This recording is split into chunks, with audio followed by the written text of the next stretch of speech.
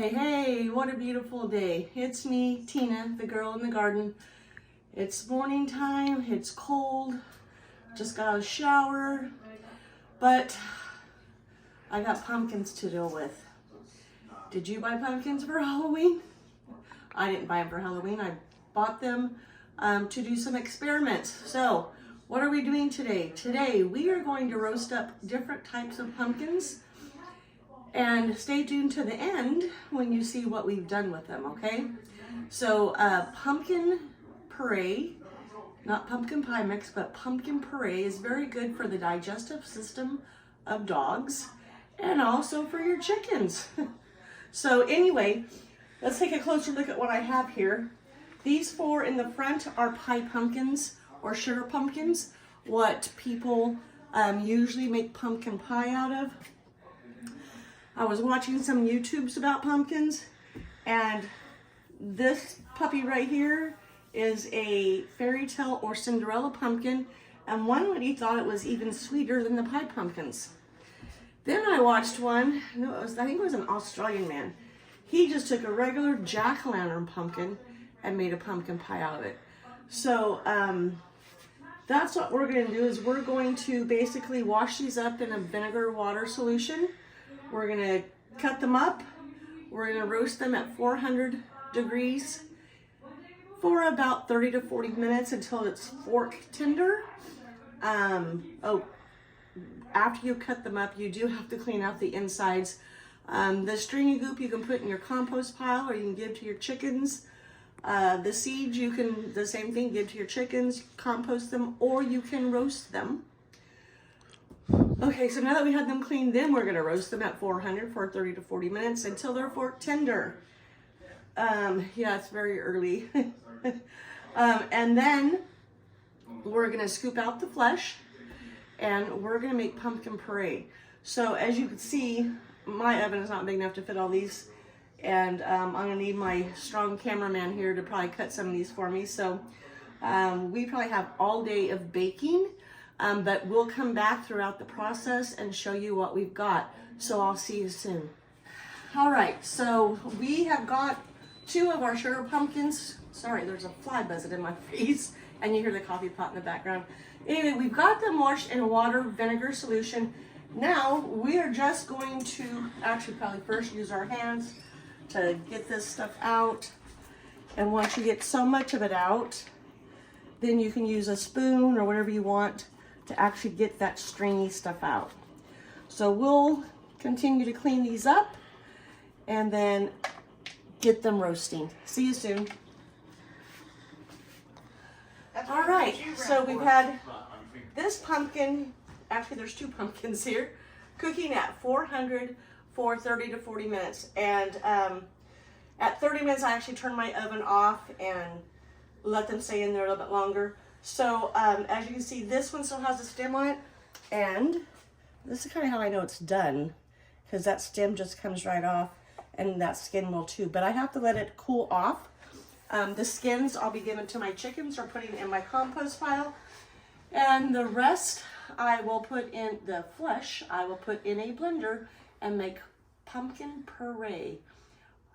Next up is, we're going to do another pumpkin. Probably the fairy tale pumpkin, and we'll show you that when we get there. See you soon. All right, so now we're just gonna peel the pumpkins. If they've come out of the oven, they've cooled, and I just use a spoon to kind of grab the skin, and it just comes off really easy. Good.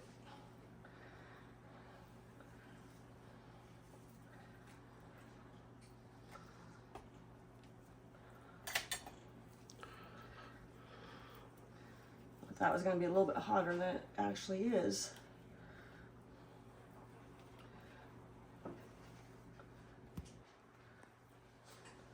So I'm just going to break this into pieces till we get to that little tough part.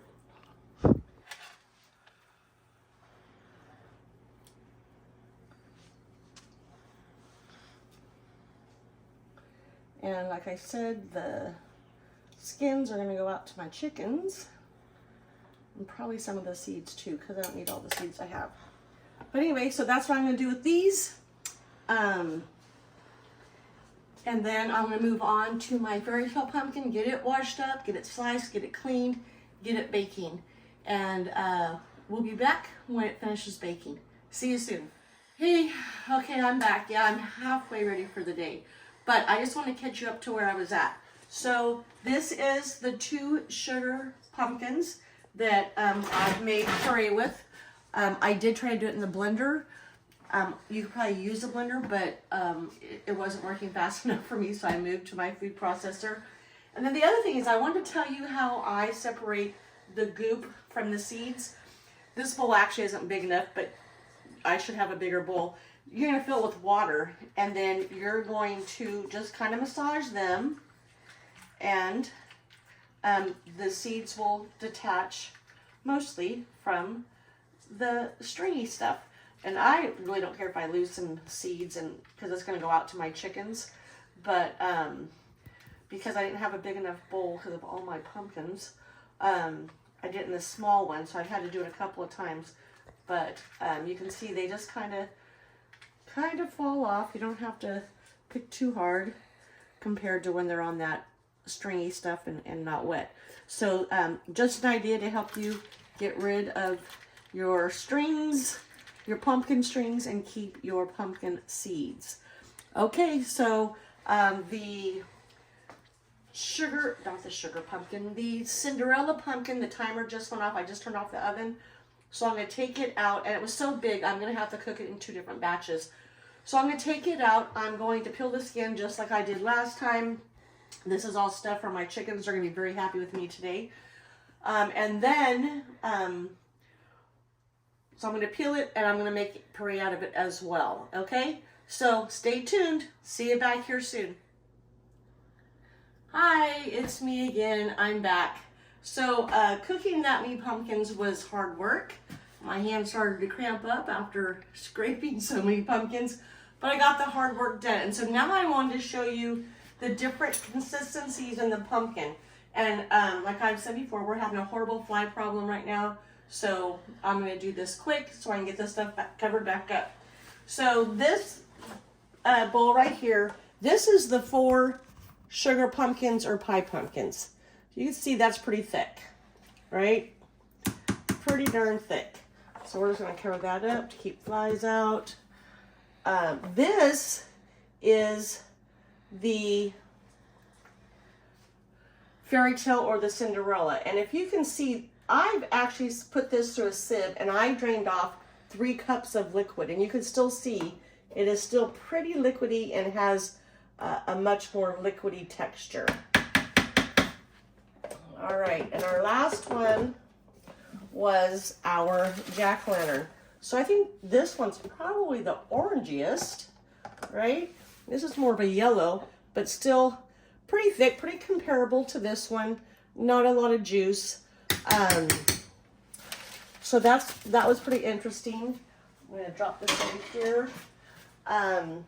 So basically what I'm going to do is I am going to take the equivalent from each of these as what's in a Libby's Pure Pumpkin, and I'm going to follow their famous pumpkin pie recipe for all 4 of these pumpkin pies. Yes, I'm going to make 4 pumpkin pies, and you're probably like, yay, let's get to taste testing. Well, those pumpkin pies will be taste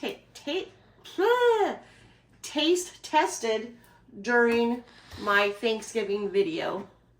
I'll have family and friends here helping me test, so you don't want to miss that. So make sure you subscribe so you don't miss it. And then I kept telling you to hold up, keep watching so you could see what we were going to make at the end. Well, this is what I did. This is the pumpkin juice that I drained off of the fairy tale pumpkin. And I've already used 2 cups of it, so you can see there's still probably another cup in there. And I made pumpkin syrup. So it's still not quite what I want. So I'm actually going to keep working on it and maybe for our Thanksgiving one, we'll have a taste test of that as well, or I'll do a new video for it. But this video is already so long. We're going to end it here. And thank you for hanging out with us for this amount of time. So I still have the pumpkin seeds to deal with. All the skins and stringy parts went out to the chickens. So I've used every part of the pumpkins, and I'm so excited about that. So anyway, I'm going to get to baking. Don't forget to give me a thumbs up. Don't forget to subscribe to watch the other videos so you can see the taste testing of the pumpkin pies and the pumpkin syrup. And we'll see you later. Thanks. Have a good evening.